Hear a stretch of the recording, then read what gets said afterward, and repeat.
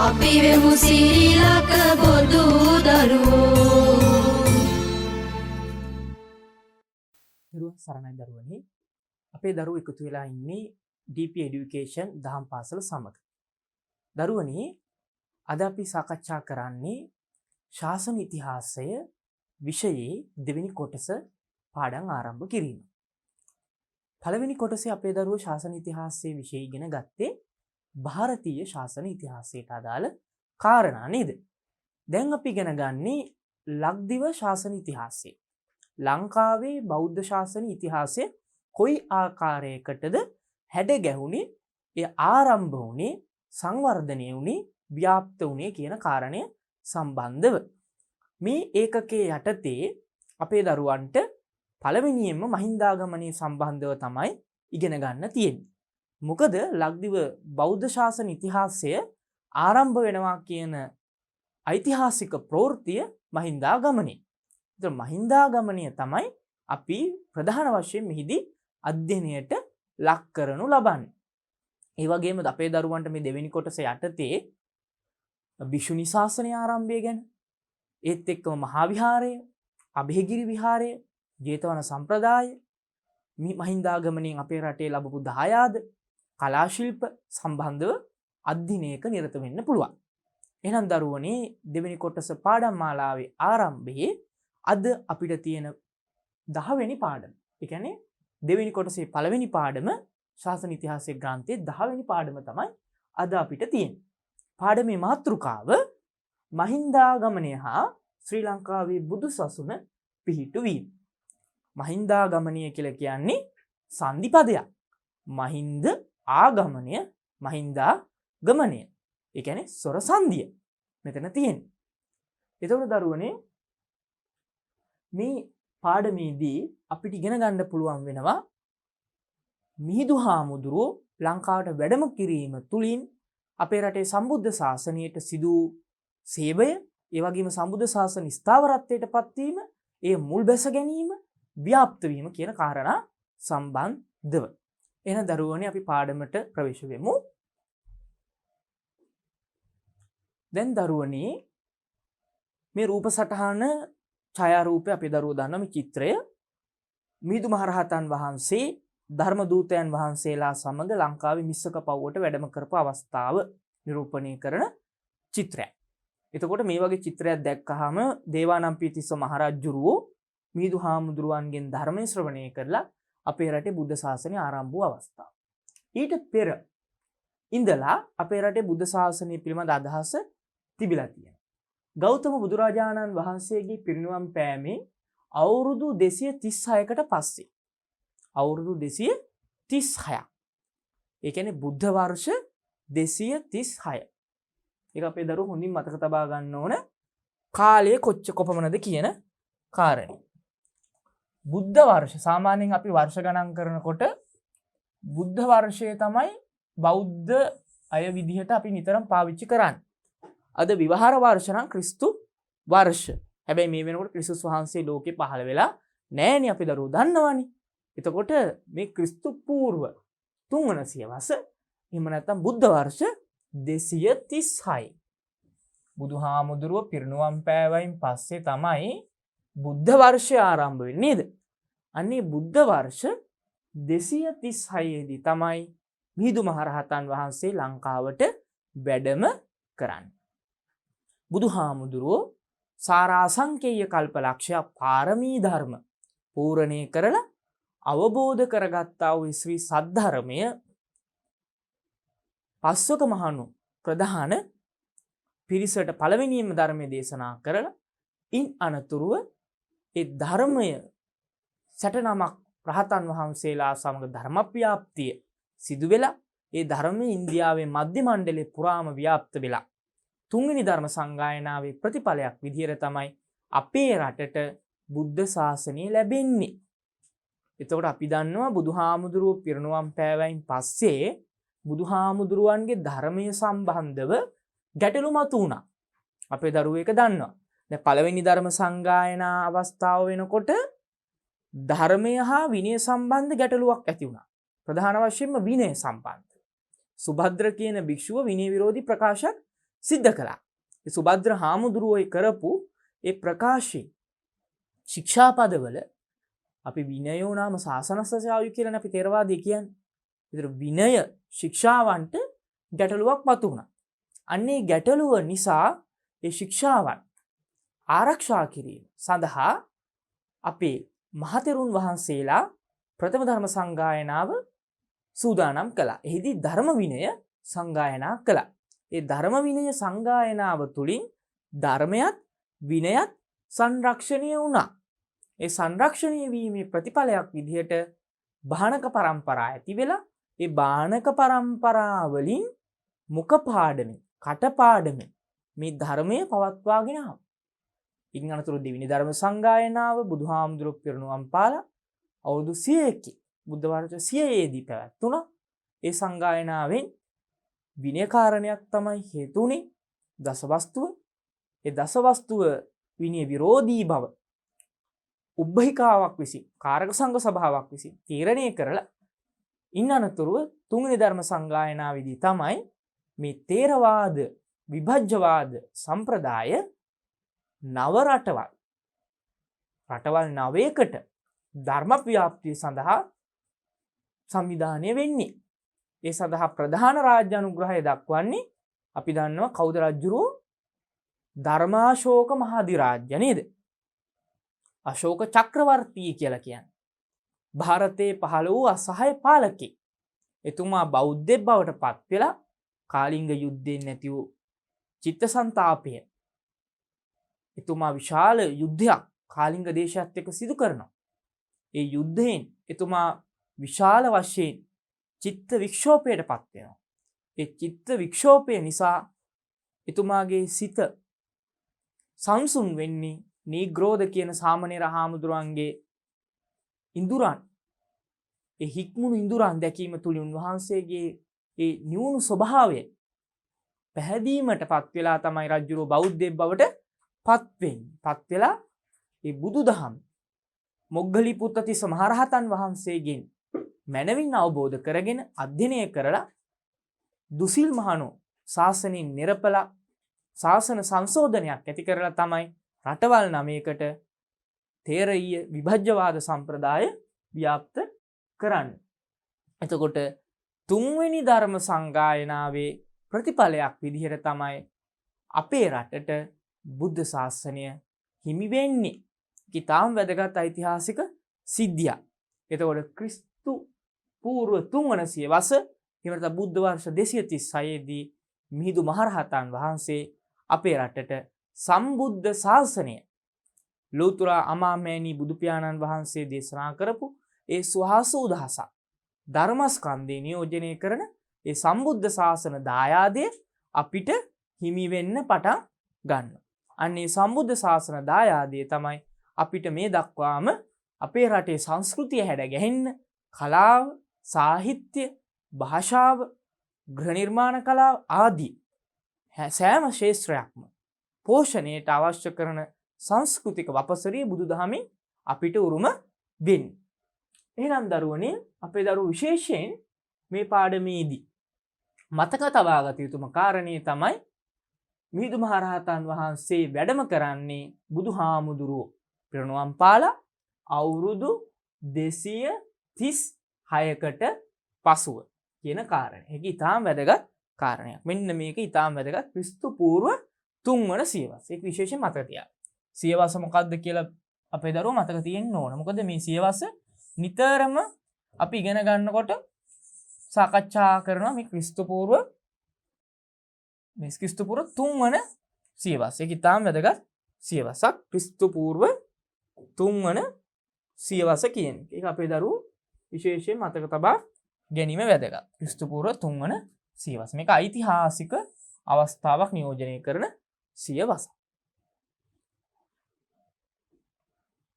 හොඳයි දරුවනේ. ධර්ම ප්‍රචාරය සඳහා බලපෑවේ මේ 3 වෙනි ධර්ම සංගායනාව. 3 වෙනි ධර්ම සංගායනා අවස්ථාව නිරූපණීය වෙන්නේ මේ 3 වෙනි ධර්ම සංගායනාව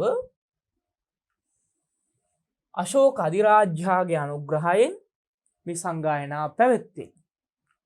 සහස්සිකා කියලා මේකට අපි කියන්නේ මහරහතන් වහන්සේලා 19. පළවෙනි සංගායනාවට 500යි, දෙවෙනි සංගායනාවට 700යි.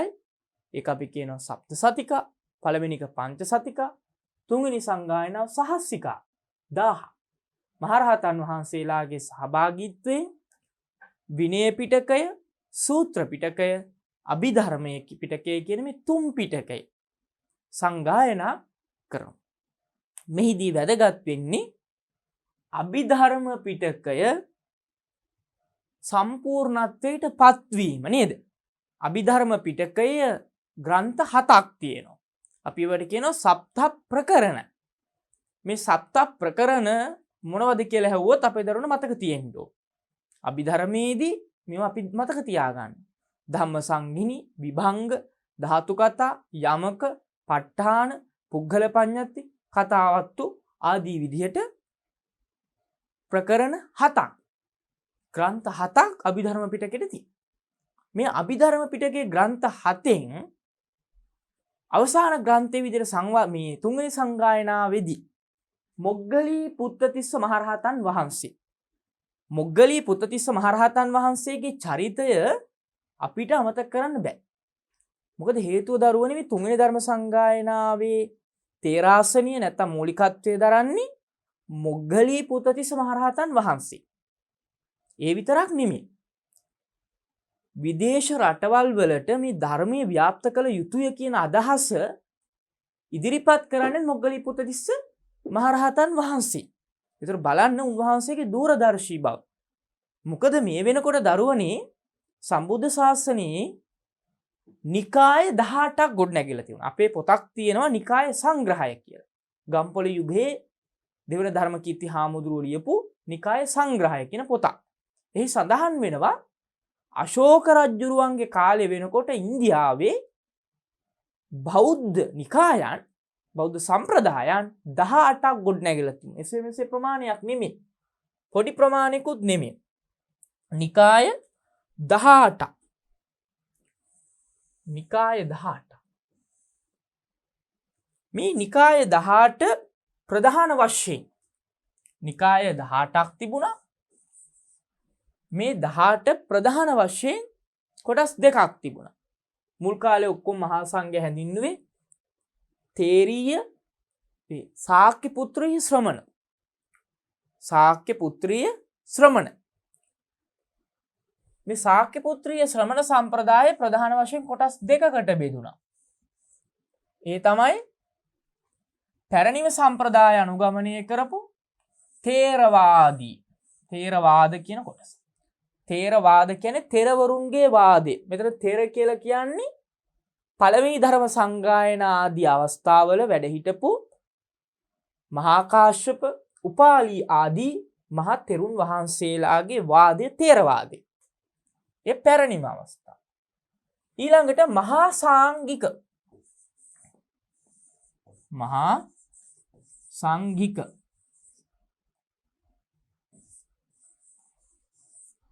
මහා සංඝික. මහා සංඝික කියලා කියන්නේ මහා සංඝයා කියන අදහස. මේ දෙවන ධර්ම සංගායන අවස්ථාව. ඒ කියන්නේ බුදුහාමුදුරුවෝ පිරිනමන පාල අවුරුදු 100ක් යනකොට දෙවන ධර්ම සංගායන අවස්ථාව.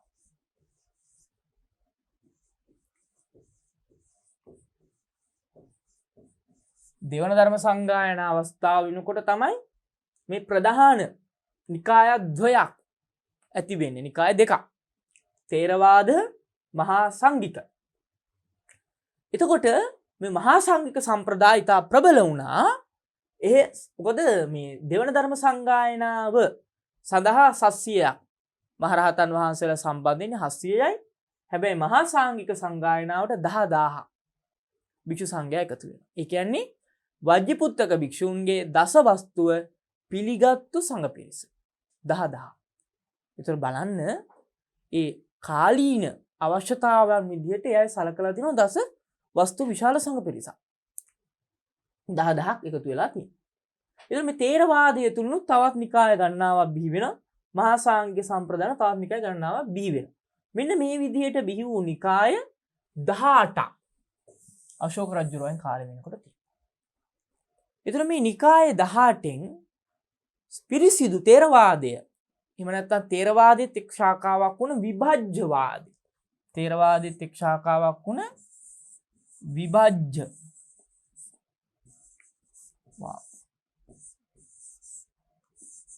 විභජ්‍ය විභජනය කියන එක නේද? විභජ්‍ය බුදුහාමුදුරුවෝ ධර්මයේ විභජ්‍ය විභජනය කොට. ඒ කියන්නේ සත්වයා පුද්ගල වශයෙන් නේද? වර්ගීකරණයක් නාම රූප විභාගය ඉන් නොනවති පංචස්කන්ධ විභාගය ඉනුත් නොනවති නේද? අට්ඨාරස ධාතු ද්වාදසාංග ආදී විදියට නේද? අට්ඨාරස ධාතු 12 ආයතන ආකාරයට මේ පුද්ගල සත්ව సంతානිය තුල ආත්මීය හරයක් නොමැති බව විග්‍රහ කරමින් ඉදිරිපත් කරන වාදයේ විභජ්‍ය වාදය. ඒ පැරණිම වාදයක්. මේ විභජ්‍ය වාද අදහස තමයි තුන්වෙනි ධර්ම සංගායන අවස්ථාවේදී මොග්ගලී පුත්තිස්ස මහරහතන් වහන්සේ ඇතුළු තෙරුන් වහන්සේලා දරපු අදහස උනේ. ඒතර විභජ්‍ය වාද සංඝ පිරිස මූලිකත්වයෙන් තමයි මේ සංගායනාව සිද්ධ වෙන්නේ.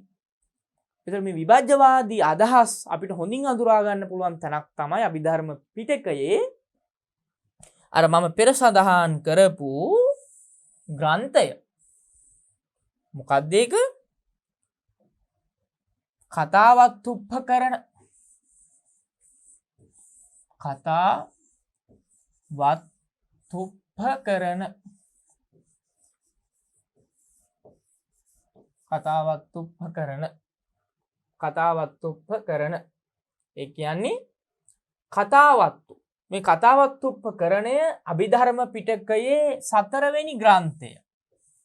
4 වෙනි තැන තමයි මේක සංඛ්‍යාව අනුව තියෙන්නේ. ස්ථානගත වෙලා 4 වෙනි තැන ස්ථානගත වෙලා තිබුණත් අවසානයේට නිර්මාණය වෙන ග්‍රන්ථය. මොග්ගලී පුත්තිස්ස මහරහතන් වහන්සේ මෙහි සකවාද 500ක් හා පරවාද 500ක්. සකවාද 500ක් තියෙනවා. මොනවට ප්‍රතිඋත්තර දක්වලාද මේ සකවාද 500 ඇති වෙන්නේ? පරවාද. පර කියන්නේ අන්‍ය කියන එක. අනුන්ගේ කියන අදහස. ප්‍රශ්න 500කට පරවාද 500කට සකවාද සොකී අදහස. සොකී අදහස කියලා කියන්නේ විභජ්‍යවාද අදහස ඇතුළත් කරමින් දක්වපු ග්‍රන්ථය. ඒකට අපි කියනවා කතාවත්තුප්පකරණය. මොකද්ද පොතේ නම දරුවනි? කතාවත්තුප්පකරණ. ඉතා වැදගත් ග්‍රන්ථයක්. මෙන්න මේ ග්‍රන්ථය නිර්මාණය වෙනවා තුන්වෙනි ධර්ම සංගායනා වෙදී. එතකොට මේ ධර්ම සංගායනාවේ ප්‍රතිඵලයක් විදිහට තමයි මොග්ගලී පුත්තිස්ස හාමුදුරුවෝ තීරණය කරන්නේ මේ පිරිසිදුව ආරක්ෂා වූ ප්‍රථම, ද්විතීය, තෘතීය කියන සංගායනා වලින් සංරක්ෂණය වුණු පිරිසිදු තේරවාද ධර්මය නව රටවල් වලට, අලුත් රටවල් වලට, නව ජනපද වලට, නව පිරිසකට හඳුන්වා දීම වැදගත් වෙන බව. ඒ දූරදර්ශී තීරණය අනුව මොග්ගලී පුත්තිස්ස මහරහතන් වහන්සේ අශෝක අධිරාජ්‍යයේ රාජ්‍ය අනුග්‍රහය ලබාගෙන මොග්ගලී පුත්තිස්ස හාමුදුරුවෝ විසින් සංවිධානගතව ගොඩනැගූ ධර්මදූත කණ්ඩායම් 9ක් මේ රටවල් 9ට පිටත් කර යවනවා. ඒ යවපු බුදුදහම අපි කියනවා ප්‍රධාන වශයෙන් දකුණු බුද්ධ ආගම කියන. ඔන්න වැදගත් තැන. දකුණු බුදුදහම. දකුණු බුදුදහම.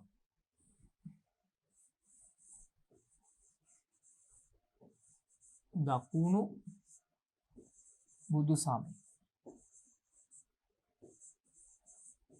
සමය කියන්නේ ආගම කියන අදහස. දකුණු බුදු සමය. මේ දකුණු බුදු සමය කියලා කියන්නේ තේරවාදය. මොකද මේක ව්‍යාප්ත වුණේ ඉන්දියාවේ දකුණට වෙන්නේ.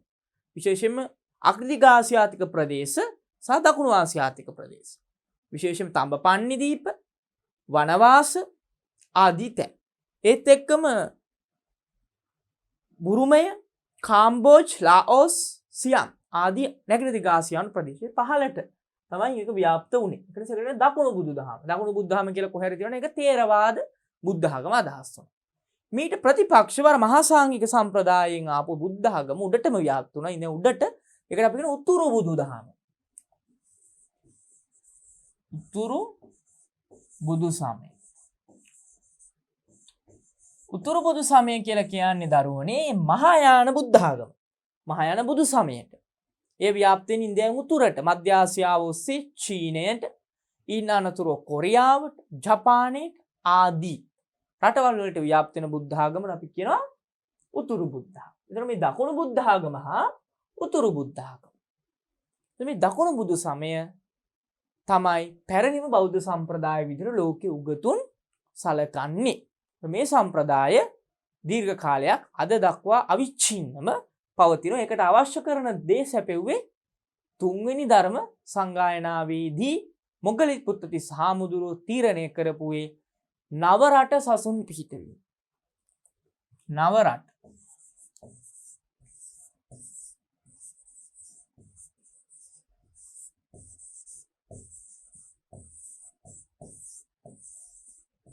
නව රට කිව්වහම මේක අලුත් රටවල් කියන අදහස ගන්න පුළුවන්.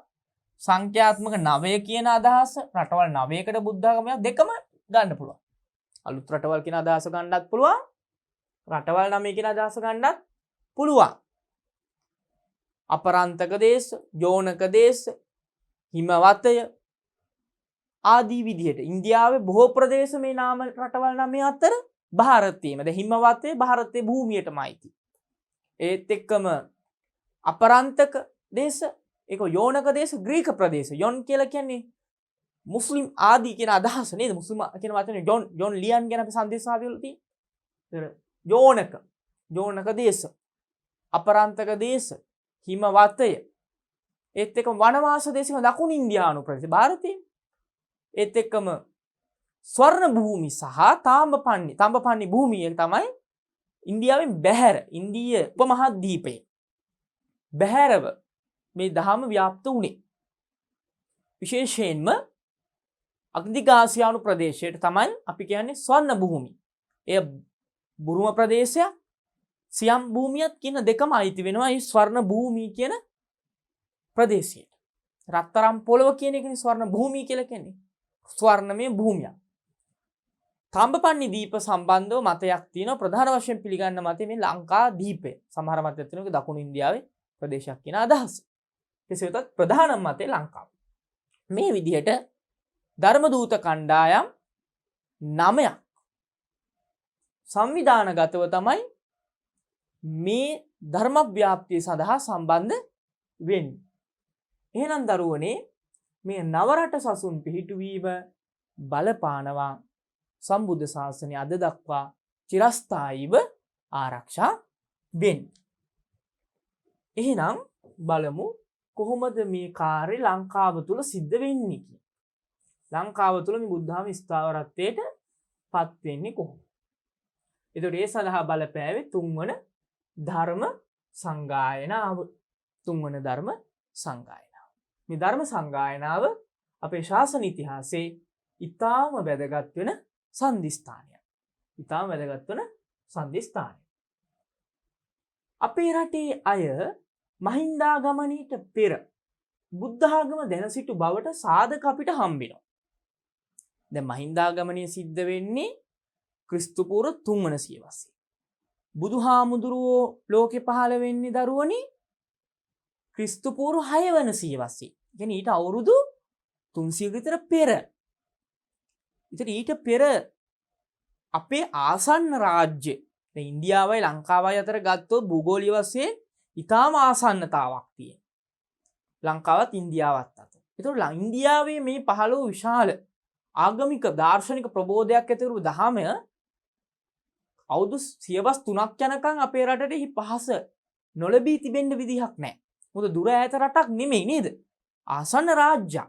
ඒකට එහි පහස ඒ පිළිබඳ අවබෝධය එහෙම දහමක් ඉන්දියාවේ තියෙන බව දැන ගැනීම අපේ රටේ ජනතාවට නොහැකි වෙන්න විදිහක් නැහැ. මොකද ඈත අතීතයේ ඉඳලා අපි විදේශ රටවල් එක්ක වෙළඳ සම්බන්ධතා ඒත් එක්කම සංක්‍රමණ ජනාවාස වීමේ සම්බන්ධ කාරණා සිද්ධ වෙලා තියෙනවා. ඒ දේවල් වලින් පේනවා යම්කිසි විදිහකට මේ ධර්ම ව්‍යාප්තිය සම්බන්ධ අවබෝධයක් අපේ රටේ ජනතාවට තියෙන්න ඇති. ඒ කොයි ආකාරයේ සම්බන්ධයක්ද කියන එක තමයි අපි ඊටාම වැදගත් දැනගන්න ඕනේ. එතකොට දරුවනේ අපේ රටේ මේ මහින්දාගමනයට පෙර ලක්වැසියන් බුදු සමය දැන සිටි බවට සාධක අන්තර්ගත වන මූලාශ්‍රය තුනක් තියෙනවා. එකක් දීපවංශය, අනිත් මූලාශ්‍රය මහා වංශය, සමන්තපාසාදිකාව ප්‍රධානයි. ඉන් අනතුරු තවත් වංශ කතා ප්‍රවෘත්ති තිබෙනවා. විශේෂයෙන් තූප වංශය, දහටා වංශය, ලලාට ධාතු වංශය, කේශ ධාතු වංශය ආදී විදිහට වෙනත් වංශ කතා තිබෙනවා. මේ මූලාශ්‍ර තුනම ප්‍රධාන වශයෙන් පාලි පොත්. දීපවංශය සාමාන්‍යයෙන් ලියවෙන්නේ ක්‍රිස්තු වර්ෂ 4 වන සියවසේ විතර. පැරණිම වංශ කතාව අපි හඳුන්වන්නේ දීප වංශයේ විදිහට. මේ ක්‍රිස්තු වර්ෂ 4. මහා වංශයේ ක්‍රිස්තු වර්ෂ 5.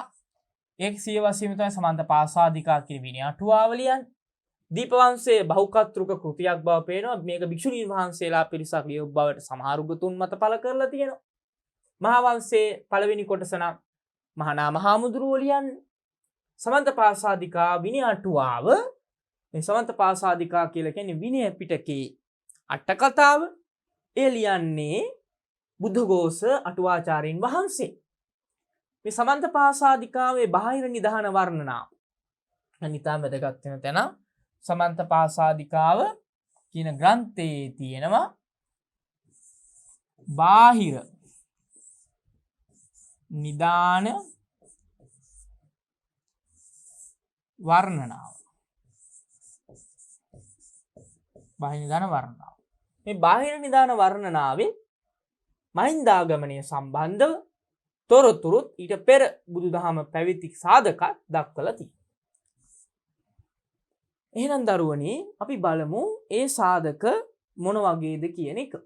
මහින්දාගමනයේ පෙර ලක්වැසියන් බුදුදහම දැනගෙන හිටියේ කොයි විදියටද අපේ රටේ ජනතාව කියන එක අපි මතක තබා ගැනීම ඉතාම වැදගත්. කොයි විදිහටද මේක අපි දැනගෙන හිටියේ?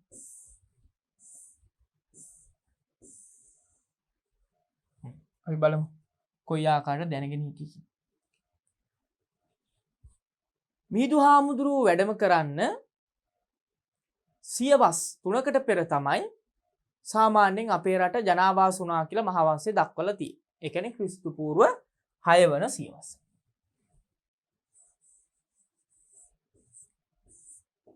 ක්‍රිස්තු පූර්ව 6 වන සියවස.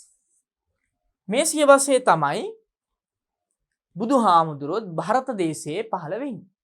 ක්‍රිස්තු පූර්ව 6 වන සියවසේ. මේ කාලෙදී ලංකාවට විවිධ ආර්ය සංක්‍රමණ සිත වෙනවා.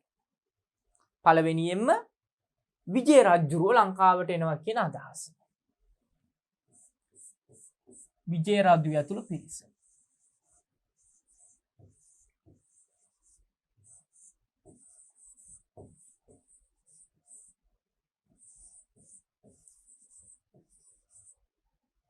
විජය රජු ඇතුළු 700ක් පිරිස නේද පැමිණෙනවා කියලා තියෙනවා. ඊළඟට එන දූතකන් මේ සංක්‍රමණ කණ්ඩායම තමයි විජය රජුගෙන් පස්සේ වීජායි කුමරිය. විජය රජුට අග්‍රමහේසිකාවක් විදිහට බිසවක් ගේනවා වීජායි කුමරිය.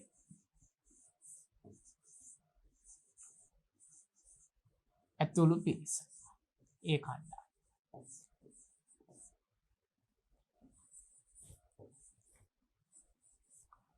ඊළඟට තුන්වෙනි කණ්ඩායම විදිහට එන්නේ අපේ දරුවෝ දන්නවා විජය රජුගෙන් පස්සේ ලංකා රාජ්‍ය බාර ගන්න විජය රජුගේ සහෝදරයා වුණ සුමිත්ත කුමාරයාගේ පුත්‍ර පණ්ඩුවාසදේව කුමාරයා. පණ්ඩුවාසදේව රජු.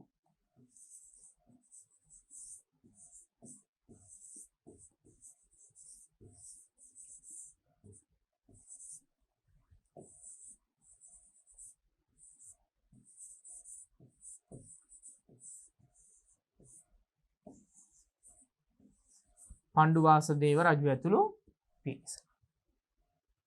ඊළඟට වැදගත් වෙන්නේ පණ්ඩුවාසදේව රජුට අග්‍රමහේසිකාව විදිහට ගෙන්වන නැගෙනහිර ಭಾರತයේ බද්දකච්ඡායනා කුමරිය.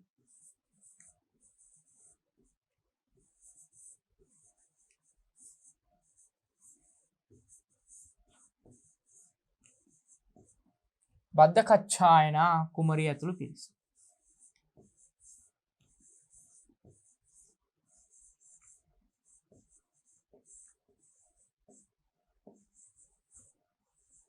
ප්‍රධාන වශයෙන් ආර්ය කණ්ඩායම් 4ක් ක්‍රිස්තු පූර්ව සාමාන්‍යයෙන් 4 වන සියවස වගේ වෙනකොට ලංකාවට සංක්‍රමණය වෙනවා. 6 ඉඳලා ක්‍රිස්තු පූර්ව 6 ඉඳලා ක්‍රිස්තු පූර්ව 4 වන සියවස දක්වා කාලය තුල සංක්‍රමණය වෙනවා. ඊට අමතරව තවත් කණ්ඩායම් ලංකාවට එනවා. ප්‍රධාන වශයෙන් මහා වංශයේ තියෙන මේ කණ්ඩායම් 4. එතකොට මේ අය එන්නේ ඔක්කොම කොහේ ඉඳලාද? ಭಾರತයේ ඉඳලා. ඉන්දියාවේ ඉඳලා විජය රජුරු වෙන්නේ ලාඨා රට. ඒ කියන්නේ ලාඨා රට. ලාඨා. වයඹදිග ඉන්දියාවේ ලාඨා රට. ඒ ප්‍රදේශය. බීජාය කුමරිය දකුණු ඉන්දියාවේ ප්‍රදේශ. පණ්ඩුවාසදේව ලාඨා රට. බද්දකච්ඡායනා කුමරිය ඉන්දියාවේ නැගෙනහිර පැත්ත නේද? එතකොට ඉන්දියාවේ වයඹදිග ඒත් එකම නැගෙනහිර ඉන්දියාවේ දකුණු දිග ප්‍රදේශ කියන මේ සමස්ත ಭಾರತೀಯ ප්‍රදේශයන්ගෙන්ම සංක්‍රමණ සිද්ධ වෙනවා. සංක්‍රමණ සිද්ධ වෙනවා. මේ සංක්‍රමණික කණ්ඩායම් ලංකාවේ ඇවිල්ලා ගංගාධාර ප්‍රදේශවල තමන්ගේ ජනාවාස මුල් ආකාරයෙන් නම් ගම් ඉදි කරගන්න. විත්තගාම, උරුවේලගාම නේද? අන්න ඒ විදිහට ග්‍රාම ස්ථාපනය කරනවා. මෙන්න මේ ග්‍රාම ඔස්සේ තමයි මේ අයගේ ජනාවාස ඊටාම දියුණු මට්ටමක් දක්වා නගර දක්වා සංවර්ධනය වුණේ. ඊළඟ දරුවනේ මේ විජය රජු ඇතුළු පිරිස, වීජාය කුමරිය ඇතුළු පිරිස, පණ්ඩුවාස දේව රජු ඇතුළු පිරිස, බද්දකච්ඡායනා කුමරිය ඇතුළු පිරිස. මෙන්න මේ විදිහට කණ්ඩායම් 4ක් ප්‍රධාන වශයෙන්. මේ අය අතරින් මේ විජය රජුරු හරි වැදගත් චරිතයක් නේ. මේ විජය රජුරුවන්ගෙන් ලංකාවේ මිනිස්සු ඇති වුණා කියන මතය කෙසේ හෝ වේවා විජය රජුරුව අපේ රටේ යම් ජනාවාස කරන එකට දායක වූ කෙනෙක් බව අපිට පිළිගන්න සිද්ධ වෙනවා මූලාශ්‍රය අනුව. හැබැයි ඊට පෙර අපේ රටේ ජනකායක් ජීවත් වුණා.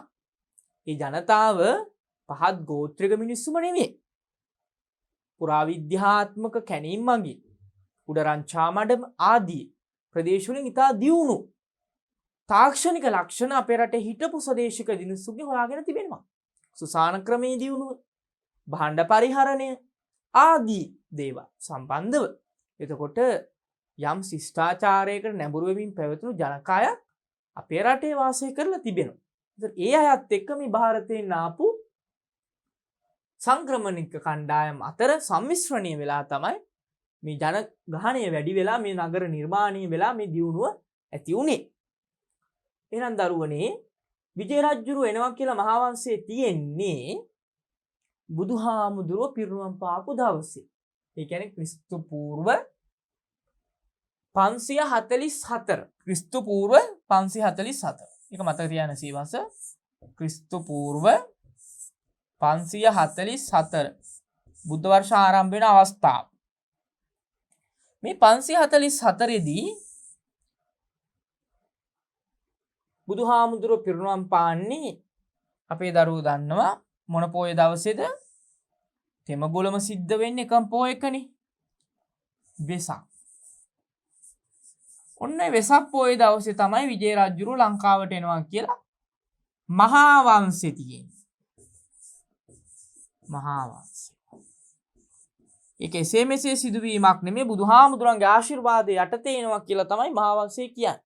ඒ කියන්නේ මේ ආර්ය කණ්ඩායම වගින් මේ රටේ ජනාවාසකරණය වේගවත් වෙලා මේ රට තුල බුද්ධ ආගම ස්ථාපනය වෙන්න අවශ්‍ය කරන පසුබිම හැදෙන නිසා බුදුහාමුදුර මේ පිළිට ආශිර්වාද කරා කියලා මහා වංශය කියන පටිච්චසමුප්පාද දේවින්ද ලංකායමම ශාසනං කියලා මහා වංශය තියෙනවා. 5 වෙනි පරිච්ඡේදය. මහා වංශයේ 5 වන පරිච්ඡේදය. ඊටම වැදගත් පරිච්ඡේදයක්. මේ පරිච්ඡේදය බුදුහාමුදුර ලංකා ගමන ඉගෙනීම සඳහන් වෙන පරිච්ඡේදයේ මහා වංශයේ 5 වන පරිච්ඡේදය මහාවංශයේ පස්වන පරිච්ඡේදය. එතකොට මේ මහාවංශයේ පස්වන පරිච්ඡේදයේ සඳහන් වෙනවා. එතකොට බුදුහාමුදුරුවෝ පිරිනුවම් පාන්න පෙර අපේ රටේ හිටපු මිනිස්සු බුද්ධ ආගම දැනගෙන ඉන්නේ නැද්ද ඇද්ද? මහාවංශයේම පස්වෙනි පරිච්ඡේදයේ සඳහන් වෙනවා බුදුහාමුදුරුවෝ ලංකාවට තෙවරක් වැඩියා කියලා. එකවරක් නෙමෙයි තෙවරක්. තුන් පාරක් නේද? තෙවරක් වැඩියා කියලා.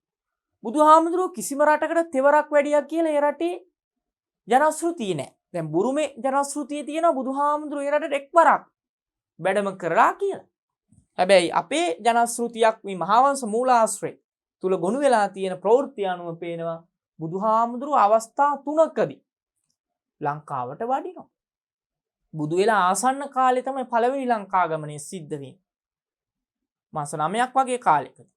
ඒතර පේනවා ඉන්න අනතුරුව බුදුහාමුදුරුවෝ අවස්ථා 3කදී ලංකාවට වැඩම කරනවා. වැඩම කර ලංකාවේ ස්ථාන 16ක නේද? උන්වහන්සේගේ පාදස්පර්ශය ලබනවා.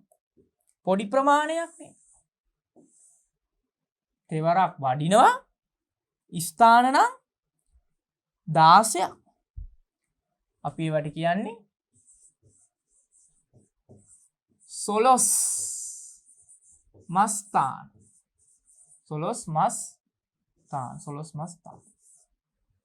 මහියංගණං නාගදීපං කල්යාණම් පදලාංචන දිවාගුහන් දීගවාපි චේතියංච මුතිංගන තිස්ස මහා විහාරංච බෝධින් මරිෂ්ඨ වට්ටියං ස්වර්ණමාලී මහා චේතියං තූපාරාම භයාගිරි ජේතවනං සේල චේතියං තථා කාච්චර ගාමක ඒතේ සෝල සඨානානි අහං වන්දාමි.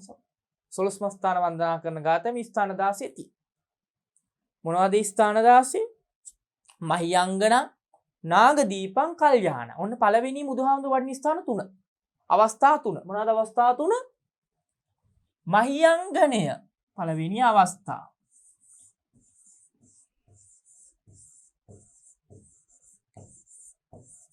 දෙවෙනි අවස්ථාව නාගදීපය නකදිවයින කියලා කියනවා. 3 කල්යාණම් කියන්නේ කැලණිය දිවයිනේ ස්ථාන 3ක්. ඌව පළාතේ මහියංගනේ, උතුරු පළාතේ නාගදීපේ, වස්ත්‍රාහාර පළාතේ කැලණි. මෙන්න මේ ස්ථාන 3ට බුදුහාමුදුරුවෝ වඩිනවා කියලා සඳහන් වෙනවා.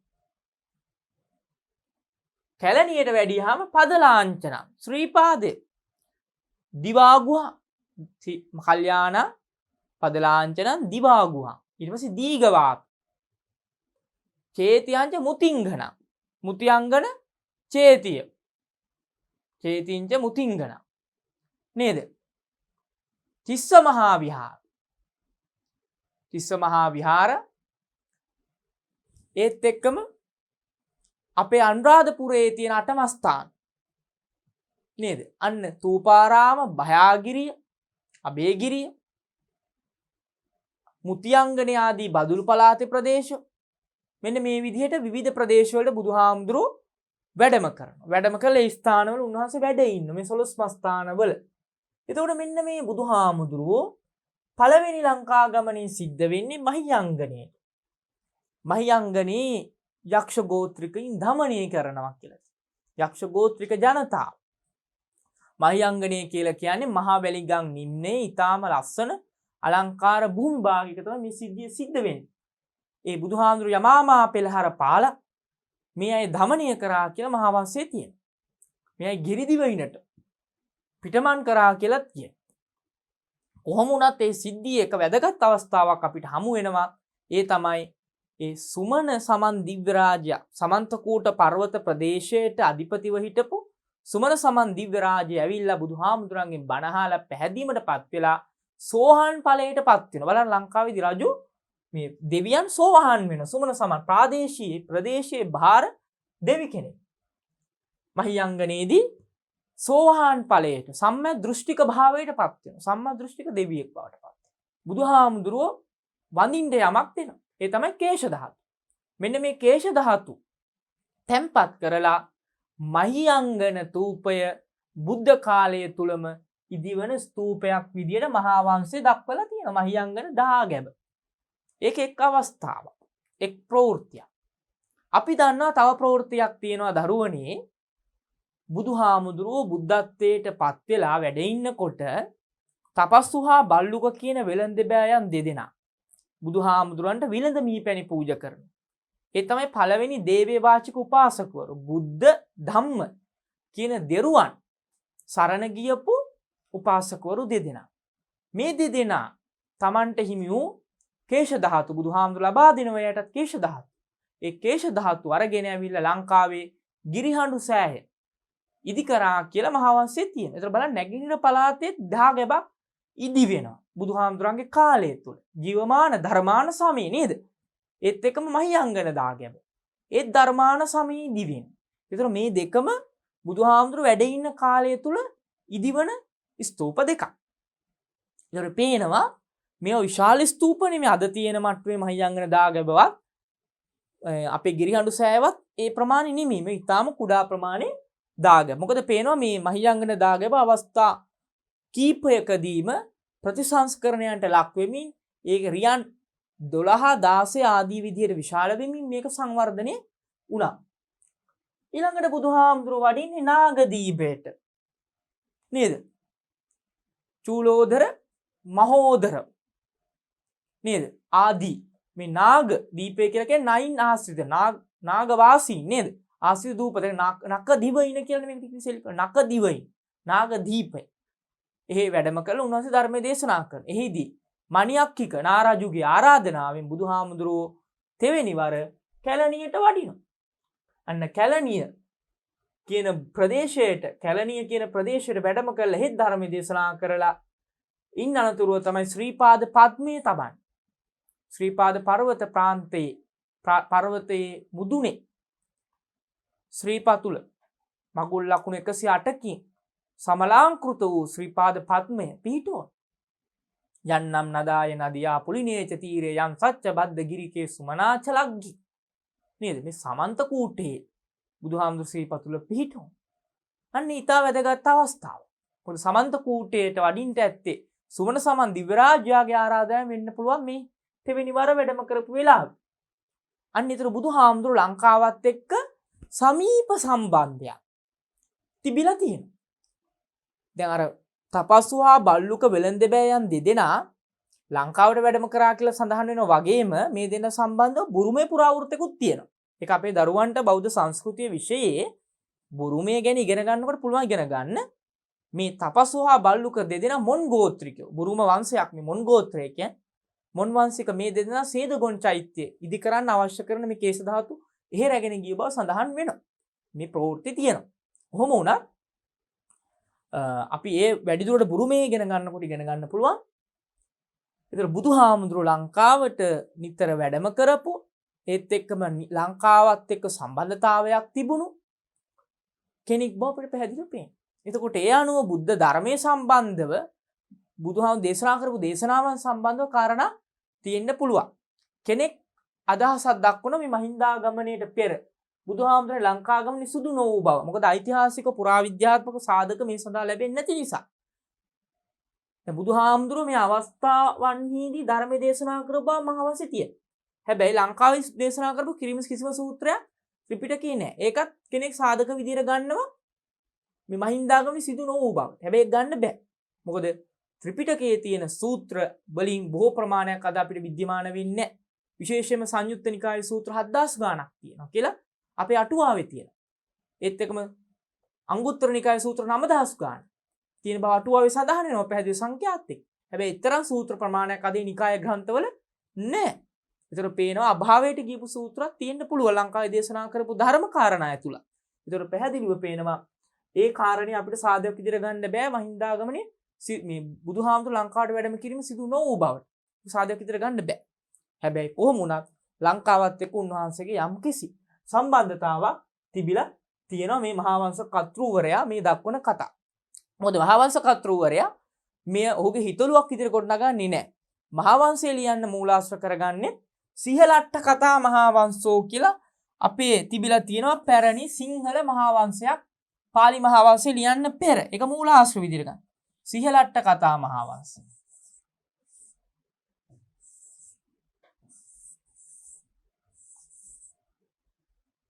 සිහලට්ඨ කතා මහා වංශය. සිහලට්ඨ කතා මහා වංශ කියන පොත පාවිච්චි කරනවා. ඒතර මේක ඊටම වැදගත් මූලාශ්‍රයක්. මේ ප්‍රවෘත්ති කතා මහින්දාගමනයත් එක්ක අපේ රටේ මහා විහාර සංඝපරපුර විසින් සංරක්ෂණය කරමින් පවත්වාගෙන ආපු ප්‍රවෘත්ති මේ තුල ඇතුළත් වුණා. ඒතර අපිට පේනවා දරුවනේ බුදුහාමුදුරුවෝ තෙවරක් ලංකාවට වැඩියා. ඒ වැඩම කරපු තැන් වලින් විවිධ ස්ථානට උන්වහන්සේ වැඩම කළා. ඒ වැඩම කරපු තැන් වල සමවස්සුවෙන් වැඩ හිටියා. ඒ ස්ථාන බුද්ධ ස්පර්ශයට ලක් වුණා කියලා අපිට සඳහන් වෙනවා. ඒ ඊටම වැදගත් අවස්ථා. ඒත් එක්කම මහා වංශයේ තවදුරටත් තියෙනවා සතර බුදුවරු. මේ රටේ වැඩ ඉඳලා තියෙනවා. අපේ බුදුහාමුදුරුවෝගේ කකුසඳ, කෝණාගම, කාශ්‍යප, ගෞතම කියන සතබුදුරජාණන් වහන්සේලාගේ ධාතු චෛත්‍යනු මේ රටේ පිහිටලා තිබිලා තියෙන විශේෂ තූපාරාම කතාව. තූපවංශයේ දක්වන තැන. කකුසඳ, කෝණාගම, කාශ්‍යප, ගෞතම කියන සතර බුදුවරයන් වහන්සේලාගේ ධාතු චෛත්‍යයන් තිබු ස්ථානයේ තමයි මගුලැතු ගිහිල්ලා නතර වෙන්නේ අකු ධාතු අරගෙන. අන්න එතන තමයි තූපාරාම දහගැබ ඉදි කරන්නේ මිහිඳු මහරහතන් වහන්සේ. එතකොට පේනවා ඓතිහාසික වශයෙන් සතර බුදුවරයන් වහන්සේලාම මේ රටේ පාරිශුද්ධත්වයට උන්වහන්සේ වැඩම කිරීම සිදු වූ බව.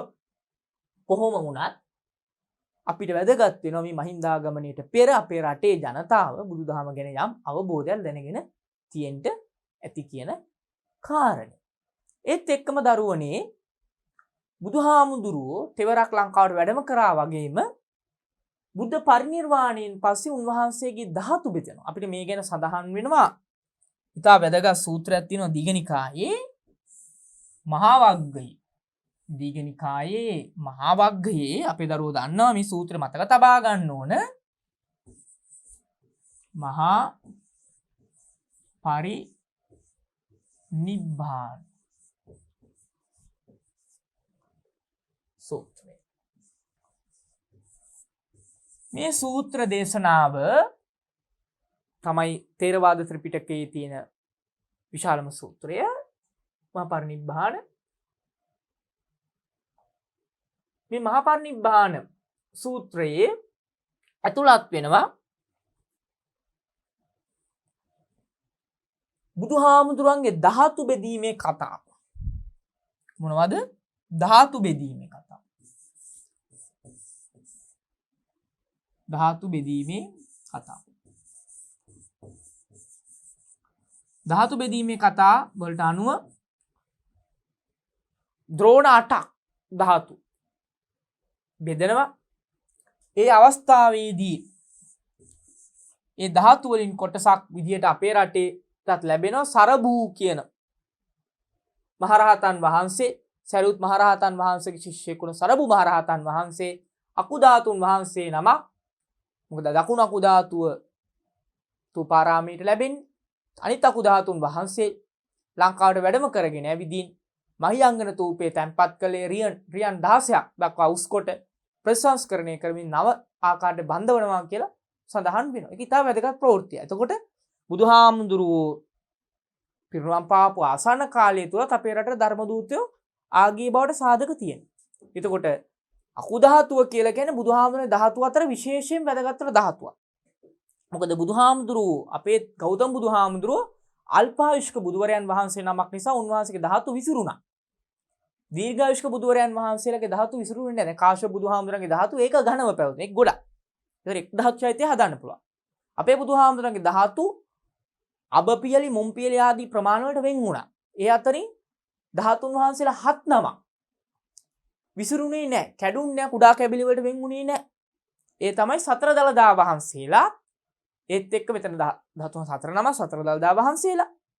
ඒත් එක්කම අකු ධාතු දෙනම සහ ලලාට ධාතුන් වහන්සේ.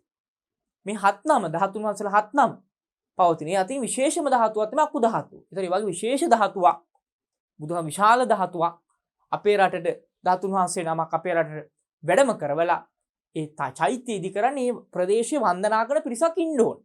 නැත්නම් එහෙම ඉදි කරන්න අවශ්‍ය වෙන්නේ නැහැ. වන්දනාමාන කරන ශ්‍රද්ධාව තියෙන බුදුදහම අගය කරන පිරිසක් හිටපු තැනක තමයි මේ වගේ වටිනා වස්තුවක් ගෙනලා තැන්පත් කරලා වන්දනාමාන කරන්නේ. නේද? නිකන් කැලේක ගෙනල්ලා ඒක තියන්න බෑනේ. පූජා සත්කාර පවත්වන දෙවි මිනිසුන් වඳින තැනක් වෙන්න ඕනේ. ඒතකොට පේනවා මහින්දාගමණයට පෙර අපේ රටේ මිනිස්සු බුද්ධාගම මේ බුදු සමය බුදුහාමගේ දේශනාව බෞද්ධ සංස්කෘතිය පිළිබඳ අවබෝධයක් ඒ අයට තිබුණු බව. ඒ කාරණේ අපි විශේෂයෙන් මතක තබා ගත යුතු කාරණයක් වෙනවා දරුවෝ.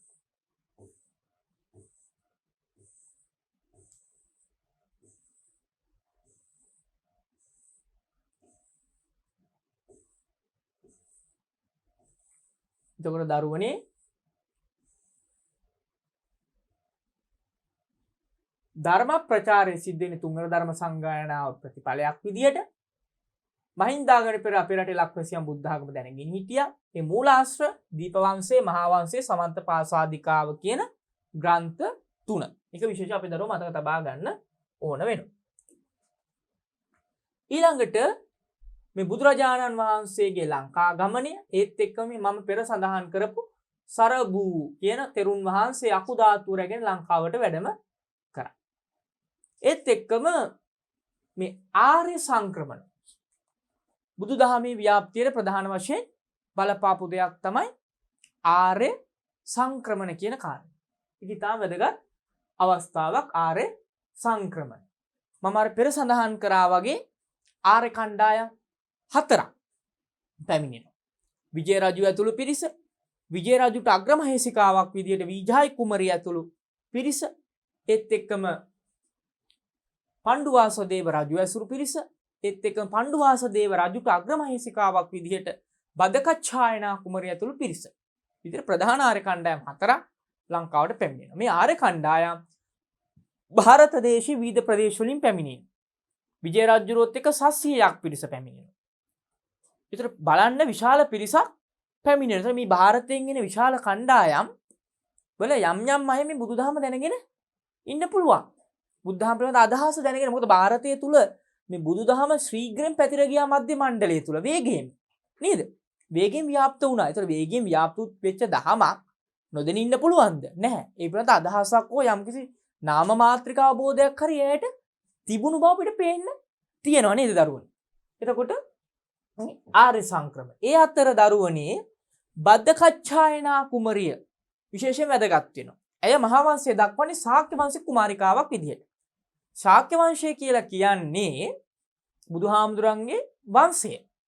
කපිලවස්තු ආශ්‍රිත හිටපු පිරිස ශාක්‍ය වංශිකයෝ. ඒ ශාක්‍ය වංශයේ නෑ සම්බන්ධයක් තිබුණු කෙනෙක් තමයි බද්දකච්ඡායනා කියන මහේසිකාව. ඒක බද්දකච්ඡායනාව මේ බුද්ධාගම පිළිබඳ දහම පිළිබඳ තමන්ගේ වංශයේ සූර්යා බඳු ශාක්‍ය වංශයේ සූර්යා බඳු බුදුහාමුදුරුවෝ ගෞතම බුදුහාමුදුරුවෝ නොදෙන ඉන්න විදිහක් නෑ. මොකද බද්දකච්ඡායනා ඇතුළු පිරිස ලංකාවට එන්නේ ගෝකර්ණ තීර්ථවරායට. නැගිනහිර පළාතේ තියෙන ඒ කාලේ තිබුණු ප්‍රධාන වරායක්. ඇය ඇතුළු පිරිස එන්නේ පබ්බජ්ජාවේසින් කියලායි මහවංශය කියන්නේ. ඇයි? අපේ රටේ හිටපු ස්වදේශිකයි කරදර කරන නිසා මේ පැවිදි වෙස් අරගෙන ආවා කියලා. ඒතර පේනවා පැවිදි අයට කරදර නොකරන ස්වභාවයක් අපේ රටේ තිබිලා තියෙනවා. පැවිද්දක් යම් මොනමෝ ආකාරයක බෞද්ධ භික්ෂුන්ද කියන එක අපිට විස්තර කරන්න අපහසුයි. ඒක තහවුරු කරන්න අපහසුයි. කොහොම වුණත් පැවිදි සම්ප්‍රදායක් අපේ රටේ තිබුණු බව ඒකෙන් පේන්න තිබෙනවා.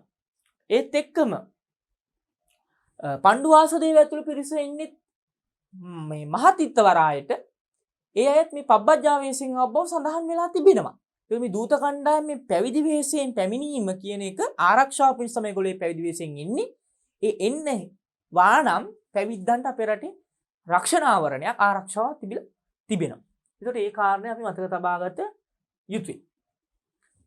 ඊළඟට මේ මහින්දාගමනේ පසුබිම එලි කරන කාරණේ තමයි ಭಾರತ ලංකා සම්බන්ධතාව. ඉන්දියාවත් ලංකාවත් අතර තිබුණු සම්බන්ධතාව. ඒක ඉතාම වැදගත් සම්බන්ධයක් නේද? හේතුව මොකද?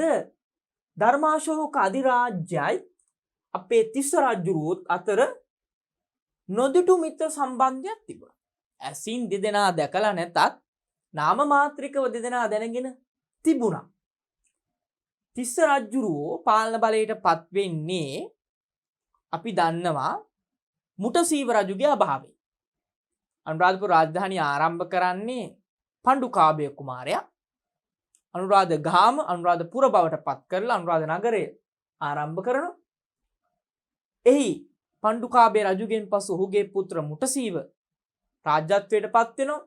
ඔහු වසර 60ක් පාලනය කරන බව සඳහන් වෙනවා. ඉන් අනතුරුව මුටසීව රජුගේ පුත්‍රයන් 10ක් ඉන්නවා. ඒ අතරින් තිස්ස කුමාරයා රාජ්‍යත්වයට පත් වෙනවා. ඔහු රජ වෙන දවසේ අපේ රටේ මහවංශ සඳහන් වෙනවා සාගරයෙන් ගංගා මින්න වලින් විශාල වස්තු සම්භාරයක් ඔහුගේ පුණ්‍ය ශේෂ්ත්‍රය නිසා පහළ වෙනවා. මේ වස්තු අතර වටිනා මුතුමැණික් ආදී දේවල් අරගෙන ಭಾರತයේ මේරුක ලංකාව ආසන්නයේ තිබුණු රාජ්‍යයක් වුණ ඉන්දියාවේ ප්‍රධාන අධිරාජ්‍ය වූ අශෝක අධිරාජ්‍ය වෙත දූත පිරිසක් යවනවා. අපි දන්නවා රාජතාන්ත්‍රික වශයෙන් ආසන්න රාජ්‍යයත් එක්ක ගනුදෙනුවක් තිබිලා තිබෙනවා. ඒ ගනුදෙනුව මත මේ පිරිස අපේ රටේ ප්‍රධාන වශයෙන් බමුණෙකුත් ඒ දූත පිරිස ඉඳලා තියෙනවා. භාණ්ඩාගාරවරයෙක් ඉඳලා තිබෙනවා. මේ 4 දෙනෙක්ගෙන් යු දූත කණ්ඩායම ಭಾರತයේ පාටලිපුත්‍ර නගරයේ රාජ සභාවට ප්‍රවේශ වෙනවා. ප්‍රවේශ වෙලා මේ පුද පඬුරු ධර්මාශෝක අධිරාජ්‍යයට ප්‍රදානය කරනවා. ප්‍රදානය කිරීමෙන් මිත්‍රත්වයේ දියුණු වෙනවා. ධර්මාශෝක අධිරාජ්‍ය අපේ රටේ රජුරවන්ට කාරණා කීපයකින් සංග්‍රහ කරනවා. එකක් තමයි එතුමා මෞර්ය ක්‍රමයට අභිෂේකයක් කරන්න අවශ්‍ය කරන රාජ කකුද බහන්න. රාජ අභිෂේකයකට අවශ්‍ය රාජ කකුද බහන්න පිරිනම ලැබෙනවා. ඒතර මේ වෙනක අපේ රටේ තිබුණ යෂ්ටියක් පිරිනැමීම විතරයි අභිෂේකය. ශාස්ත්‍රීය අභිෂේකයක් නැත්නම් මෞර්ය ක්‍රමයේ අභිෂේකයක් අවශ්‍ය වුණා.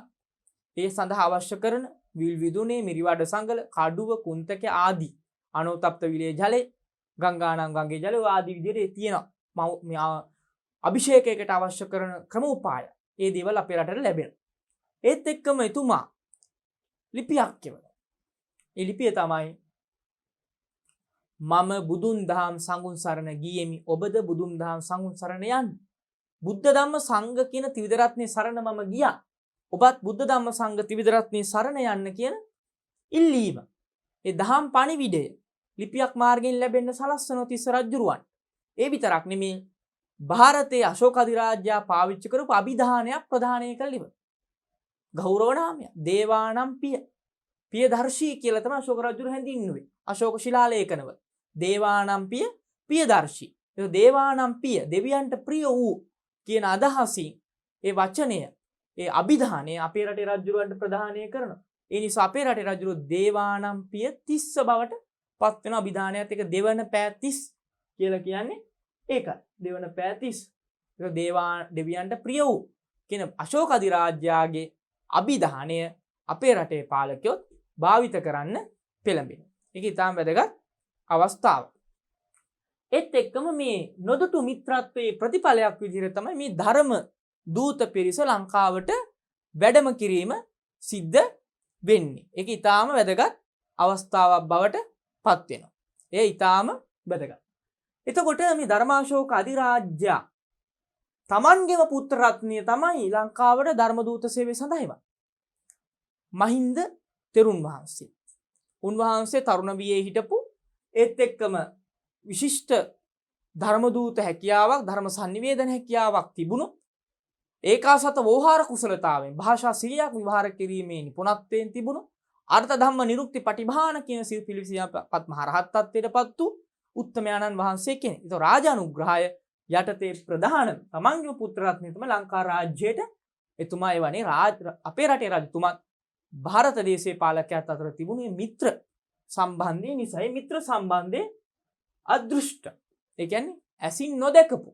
හැබැයි දෙදෙනා අතර ලිපි හුවමාරුවෙන් දූත ගමන් මගින් සම්බන්ධතා තිබිලා තියෙනවා. ඒතර ආසන්න රාජ්‍යයත් එක්ක ආරම්භයේ ඉතා හොඳ ගනුදෙනුවක් සම්බන්ධයක් තිබිලා තියෙනවා. ආසන්න රාජ්‍යයත් එක්ක ඉතාම ඉහළ ගනුදෙනුවක් සම්බන්ධයක් එක්ක ඉතාම වැදගත් අවස්ථාවක්. මොකද ආසන්න රාජ්‍යයත් එක්ක ඉහළ ගනුදෙනුවක් ආශ්‍රයක් තිබුණ නිසා තමයි අපේ රටේ මේ බුද්ධ ආගම ස්ථාවරත්වයට පත් වුනේ. ඒක ඊටාම වැදගත් අවස්ථාවක්.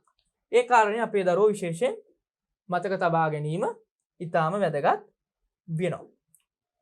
එහෙනම් දරුවනේ මේ පාඩමේ අපි අද සාකච්ඡා කරපු කොටසට අදාළ අභ්‍යාසය අපේ දරුවෝ මේ අභ්‍යාසය සටහන් කරගෙන මේ අභ්‍යාසයට පිළිතුරු ලිවීම වැදගත් වෙනවා.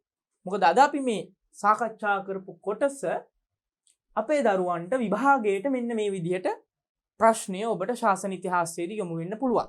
මේ අභ්‍යාසය කිරීම වැදගත් වෙනවා. මොකද ඔබ ගාව දැන් මේ වෙනකොට පෙළ පොත තිබෙනවා. ඒ පෙළ පොතත් එක්ක අපි සාකච්ඡා කරපු කරුණුත් එකතු කරගනිමින් මේක සාර්ථකව මේ අධ්‍යයනයේ ඔබ නිරත විය යුතුයි. එහෙනම් දරුවනේ බලමු. එක පළවෙනි කාරණය මහින්දාගමනයට පෙර ලක්වැසියන් බුදු සමය පිළිබඳව දැන සිටි බවට සාධක හමු වේ. එම සාධක පෙන්වා දෙන්න. දෙවන ප්‍රශ්නය මහින්දාගමනය සඳහා තෙවන ධර්ම සංගායනාව හේතු ආකාරය පැහැදිලි කරන්න. තුන්වෙනි කොටස මහින්දාගමනයේ වැදගත්කම නිදර්ශන සහිතව දක්වන්න. මේක පළවෙනි කොටස ගත්තොත් අපේ දරුවෝ කොහොමද මේකට පිළිතුරක් අපි එකතු කරගන්නේ? මහින්දාගමනයට පෙර ලක්වැසියන් බුදු සමය පිළිබඳව දැන සිටි බවට සාධක හමු වේ. එම සාධක පෙන්වා දෙන්න. දැන් මේ ප්‍රශ්නෙට පිළිතුරු ලියනකොට දරුවනේ මහින්දාගමනයට පෙර ලක්වැසියන් බුදු සමය පිළිබඳව දැන සිටි බවට සාධක හමු වේ. එම සාධක පෙන්වා දෙන්න. එතන මේකෙදී අපේ දරුවෝ මහින්දාගමනය විස්තර කරන්න ඕනේ නැහැ. ඒක ඉතාම වැදගත් කාරණයක්. මේ මහින්දාගමනය විස්තර කරන්න යන්න එපා. කෙටියෙන් කියන්න පුළුවන් ක්‍රිස්තු පූර්ව 3 වන සියවසේ නැත්නම් බුද්ධ වර්ෂ 236 දී මහින්දාගමනය ලංකාවේ සිදු වුණා. ඒ ඓතිහාසික සංසිද්ධිය සිදු වුණා. ඊට පෙර ඒ සංසිද්ධිය මහින්දාගමනයෙන් තමයි බුද්ධ ආගම අපේ රටේ ස්ථාවර වශයෙන් පිහිට වූ බව අපි පිළිගන්න කාරණිය වෙන්නේ. ඒක ඓතිහාසික කාරණයක්. හැබැයි ඊට පෙර අපේ රටේ හිටපු ලක්වැසියන් බුදු සමය පිළිබඳව දැනගෙන සිටි බවට සාධක හමු වෙනවා. එම සාධක ලබා ගන්න පුළුවන් ප්‍රධාන මූලාශ්‍රය 3ක්. අන්නේ මූලාශ්‍රය 3 අපි දරුවෝ ලියන්න ඕන. පැහැදිලිව මූලාශ්‍රය 3 ලියන්න ඕන. මොනවද පළවෙනි මූලාශ්‍රය දරුවනේ? දීපවංශය. අපි මේ පැන් සාකච්ඡා කරා. ඉන් අනතුරුව මහාවංශය. ඉන් අනතුරුව සමන්ත පාසාදිකාව. නේද? සමන්ත පාසාදිකා විනය අටුවාව. මේවා ලියපු කර්තෘවරු නම් කිරීම අත්‍යවශ්‍ය නැහැ. මෙන්න මේ මූලාශ්‍ර 3 ඉතාම වැදගත් වෙනවා. මේ ලක්වැසියන් බුදුදහම පිළිබඳව දැන සිටි බවට සාධක හමු වෙන ප්‍රධාන මූලාශ්‍ර 3ක් විදිහට 3ක් ලෙස කියලා දක්වලා ඉන් අනතුරුව එම මූලාශ්‍ර වලින් හෙළිවන සාධක ඔබ ගෙනහර දැක්වීම තමයි වැදගත් වෙන්නේ. මොනවද ඒ සාධක කියන එක පෙන්වන්න ඕන. එහිදී ඔබ මේ ලියනකොට රචනාමය ස්වරූපයේ පිළිතුරක් ලියන්න ඕන. එහිදී දැන් මම මෙතනදී ඔබට මේ කරුණු වශයෙන් දක්වුවට ඔබ මේ පිළිතුර රචනාමය ස්වරූපයට ගොනු කළ යුතුයි. ඒකෙදි දරුවනේ ඒ සාධක මොනවද? ඒතකොට ගන්න පුළුවන් අපි කතා කරා මතකයි. බුදුහාමුදුරුව තෙවරක් ලංකාවට වැඩම කිරීම. තෙවරක් ලංකාවට වැඩම කිරීම. වැඩම කිරීම කියලා ඒ ස්ථාන අවස්ථා 3 සහ 11 ස්ථාන දක්වන්න පුළුවන්. ඒත් එක්කම ස්ථානවලදී උන්වහන්සේ කරපු කාර්යභාරය සහ අපිට පුළුවන් නම් අහියංගනන් නාගදීපන් කියන එකත් අපේ දරුවෝ දන්නවා කටපාඩම්. ඒකත් මේකට යෙදුවට ගැටලුවක් නැහැ. පිළිතුරු ලබා ගන්න හේතු වෙන්න පුළුවන්. ඒක යොදලා මේ ලකුණු ලබා ගැනීමට ඒක හේතු වෙනවා පිළිතුරට. ඒ තෙවරක් ලංකා ගමනය සිදු ආකාරය දක්වන. ඊළඟට වැදගත් වෙන තොරතුර තමයි සරබූ මහරහතන් වහන්සේ බුද්ධ පරිනිර්වාණය සමග ලංකාවට අකු ධාතුව. සරබූ මහරහතන් වහන්සේගේ සිද්ධිය.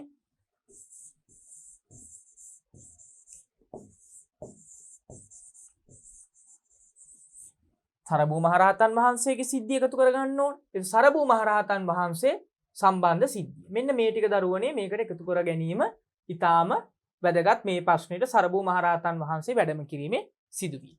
ඒත් එක්කම එකතු කරන්න ඕන අපේ දරුවෝ ගිරිහඬු සෑය සම්බන්ධ තපස්සු හා බල්ලුක දෙදෙනාගේ.